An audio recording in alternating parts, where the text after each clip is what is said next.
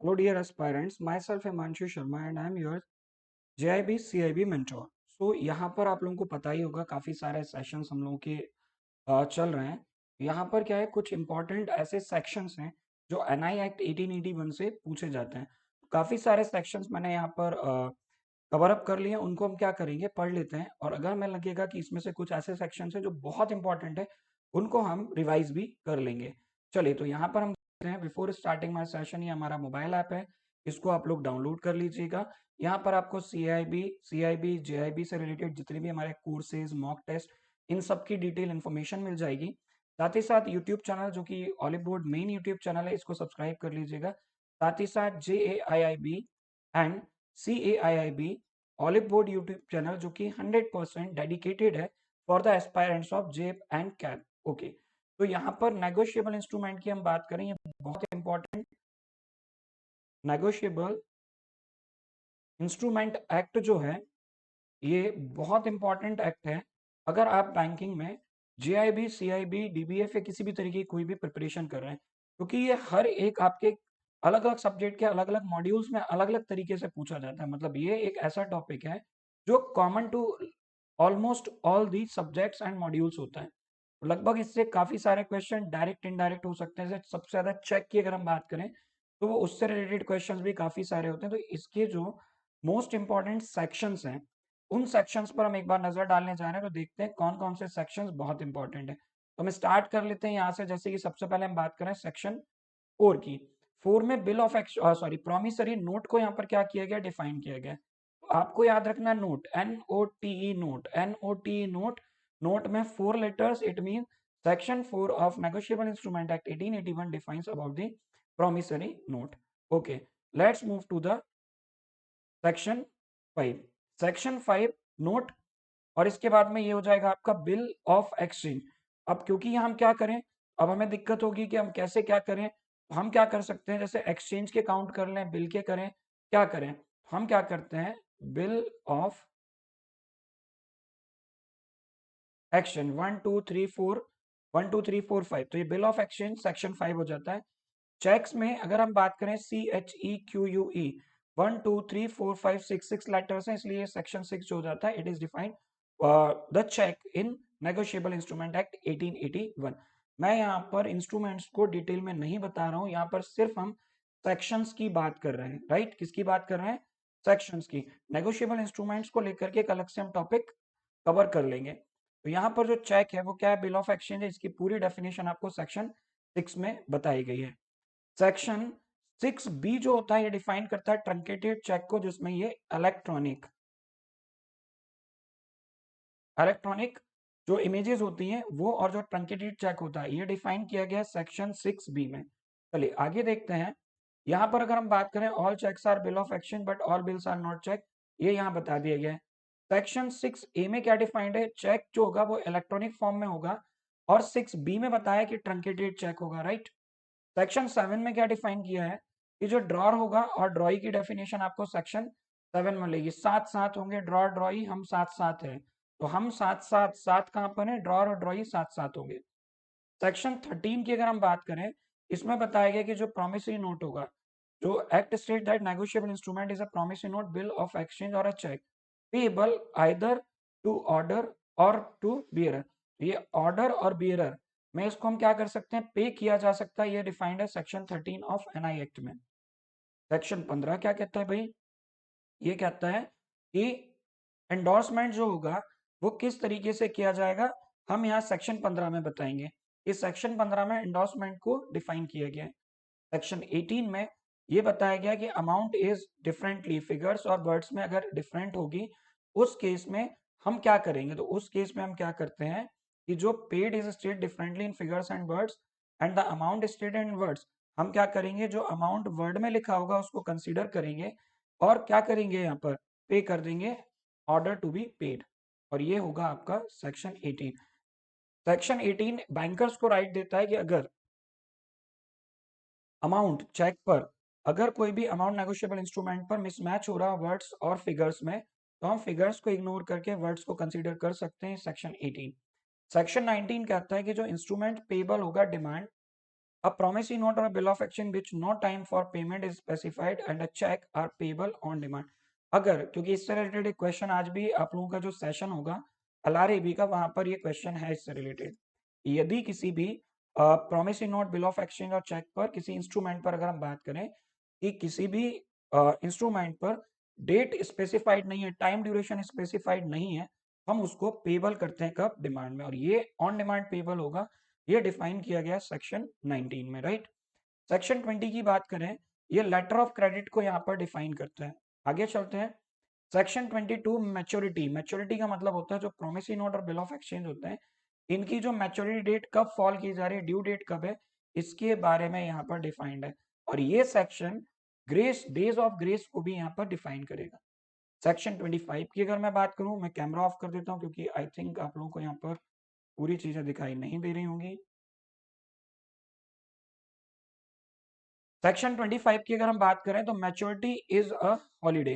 When maturity is a holiday, अगर हम maturity की बात कर रहे हैं कि जिस दिन मेरी मैच्योरिटी, मेरा जो डेट है, मान लीजिए मैं किसी को संडे का चेक बना करके दे दूं, उस केस में क्या होगा? तो मैच्योरिटी हो या फिर बिल ऑफ एक्सचेंज या हम प्रोमिसरी नोट की बात करें उनकी मैच्योरिटी, या चेक की बात करें और उनकी मैच्योरिटी आ रही है हॉलीडे पर, तो क्या किया जाएगा? तो when the holiday on which a promissory note और a bill of exchange is at maturity in a public holiday, the instrument shall be deemed to be due on the next preceding business day, और उसको हम expire नहीं मानेंगे। ये define किया गया है सेक्शन 25 में। और साथ ही साथ जो बैंकिंग हॉलीडेज होंगे, बैंकिंग हॉलीडेज भी डिफाइंड है अंडर सेक्शन 25। सेक्शन 45 की अगर मैं बात करूं, होल्डर्स का क्या राइट होता है? अगर उसने बिल को लॉस्ट कर दिया तो holder right to duplicate of lost bill, अगर कोई बिल उसने खो दिया है, घुमा दिया है, मिसप्लेस हो गया है, तो होल्डर का राइट होता है उसे डुप्लीकेट इशू कराने का। सेक्शन 58 की मैं बात करूं तो 58 क्या कहता है? Promissory note, bill of exchange और cheque payable to bearer is negotiated, negotiable by endorsement and delivery. ये कल ही हम लोगों ने क्वेश्चन भी डिस्कस किया था। ये डिफाइंड है सेक्शन 58 में। सेक्शन 78 क्या कहता है? To whom payment should be made. Payment किसको दी जाएगी, पेमेंट किसको की जाएगी? Payment of the amount due on a promissory note, bill of exchange on cheque must be in order to discharge the maker और acceptor be made to the holder of the instrument.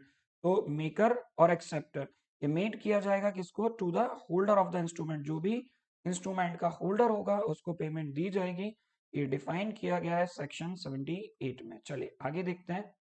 कुछ और important sections हैं जो यहां तक हम लोगों ने डिस्कस किए, ये थे आपके मोस्ट इंपॉर्टेंट सेक्शंस, राइट।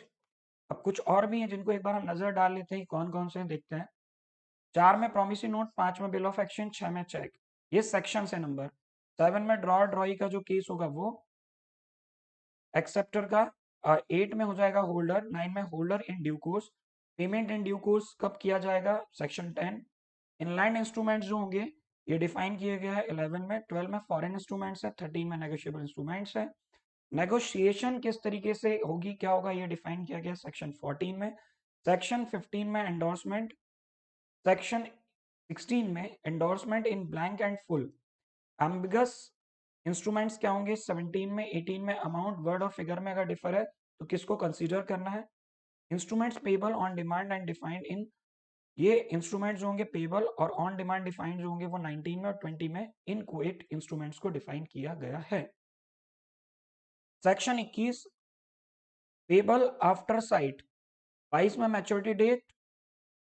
25 में बिल मैच्योरिटी ऑन हॉलीडे। 26 में capacity of the minor, minor की क्या क्या कैपेसिटी होंगी ये सेक्शन 26 में डिफाइंड है। Section 31 obligation of the paying banker. Paying banker के क्या क्या ऑब्लिगेशंस होते हैं, क्या क्या लाइबिलिटीज होगी, what types of obligations held with the paying banker. Next section 51। Section 51 में क्या डिफाइंड है? नेगोशिएट कौन कर सकता है, राइट right?